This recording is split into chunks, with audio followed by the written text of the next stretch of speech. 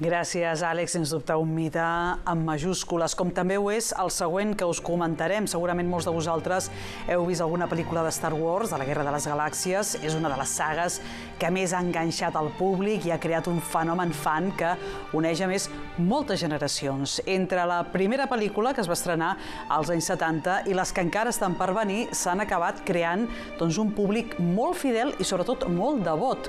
A la regió metropolitana tenim una comunitat de Star Wars molt potent, que a més té un líder indiscutible, un youtuber de Granollers. A veure, Gemma Ponce, què tal? Molt bona tarda. De qui estem parlant? Bona tarda. Doncs estem parlant d'en Roger Balmes, que des del 2017 va adoptar l'àlies de Darth Segador i va ser quan va obrir el canal de YouTube per tal de parlar del que més l'apassiona de Star Wars i també a través d'aquesta faceta de comunicador que té. A partir d'aleshores, diferents persones li van posar a seguir i es va crear una comunitat aquí a Catalunya d'aquest fandom de Star Wars, que és una comunitat molt petita comparada també amb la que hi ha arreu del món, perquè precisament les comunitats aficionades de Star Wars són moltíssimes, són a tot arreu i són molt actives, molt visuals, perquè així ho fa la ficció, que traspassa a la realitat a través de diferents iniciatives. La primera pel·lícula de Star Wars es va estrenar abans a Barcelona que a Madrid.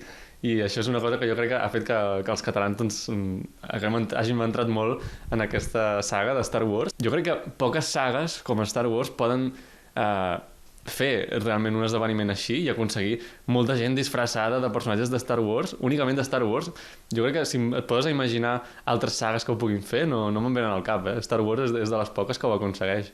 En Roger actualitza ara el canal de YouTube de Darth Segador cada setmana i ja no és un passatemps, però és que fa poc ho va actualitzar amb un vídeo especial en el que anunciaven que li havien donat un premi, l'havien guardonat des de Sofà.cat com a millor canal temàtic de cinema en català. Però és que aquest Star Wars que dona tant tema de conversa i que, a més, enganxa tant. Així és com ho descriu ell.